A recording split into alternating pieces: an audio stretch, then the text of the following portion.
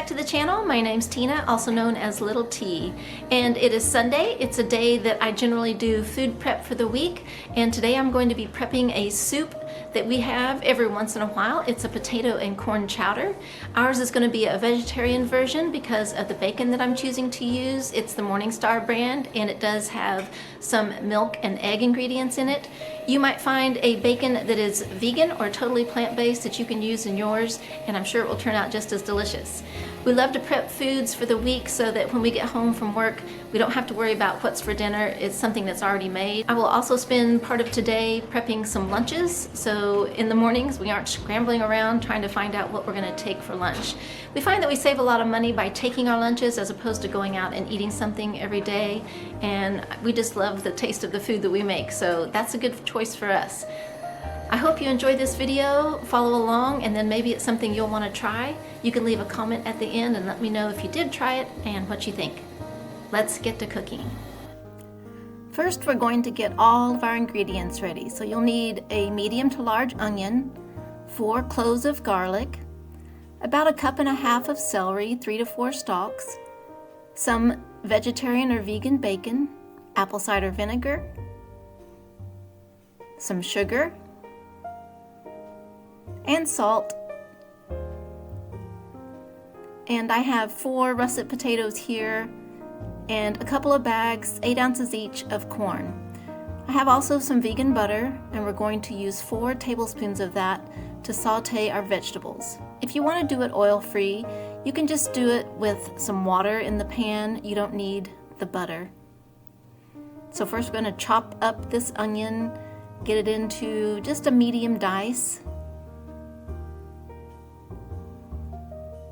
Luckily this onion was not too strong, it didn't make me cry.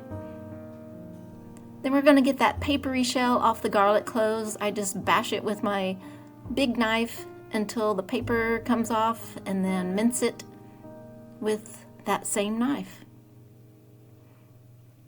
I've washed and trimmed the celery, and I'm just going to dice them up. It's about 3 stalks, 1.5 to 2 cups. Then you're going to turn your stove on to medium-high. You've got your large pot that you've been melting your butter in, or also just using some water. And then you're going to add the garlic and the onion and let that saute. Also the celery. Let it saute until it's soft. Just about 3 to 4 minutes. You can stir it every once in a while. I also like to add some extra seasoning just to bump up the flavor.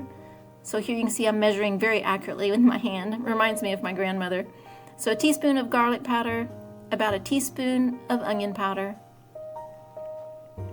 about 1.5 teaspoons of salt, teaspoon, whatever you like. You can always salt it at the table if you need to.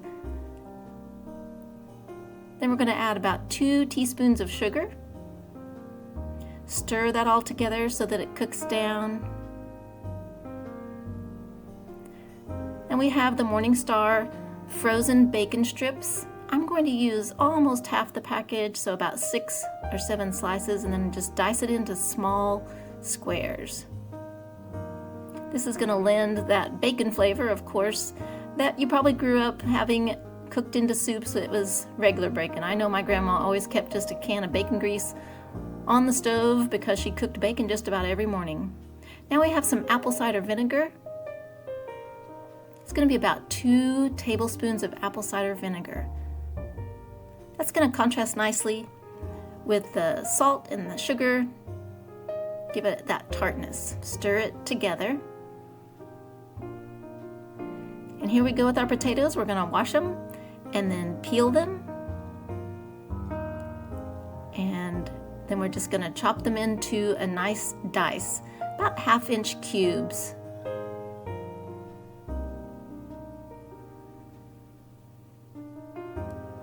Then we need to add some water to the pot. I'm starting off with 4 cups. We're going to add some more a little bit later. Here go the potatoes. And depending on the size that you cut them will depend on how long you'll need to cook it. So we're just going to bring it to a simmer.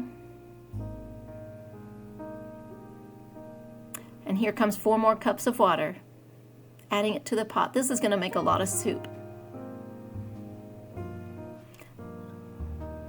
I have 2 packages of frozen corn. You could use fresh, you could use canned that has been rinsed and drained. I like to use frozen when I have it available. So now we're going to stir that all together. The corn's going to slow it down just a little bit if it was frozen. We're going to bring it up to a simmer and let it cook until the potatoes are soft.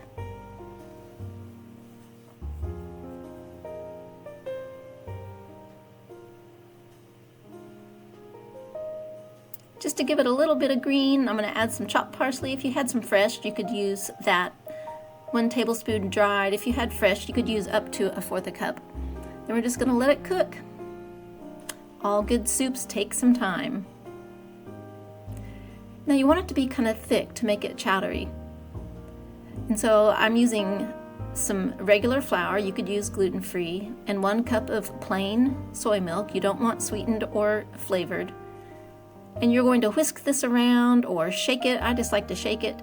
As you'll see, I had a few little clumps that didn't want to mix up. I fished those out later with a spoon. But as it simmers, it's going to thicken up, and then you'll be able to serve it when it's nice and creamy. It's perfect for those cool days when spring hasn't actually arrived. Hope you enjoyed it. See you next time.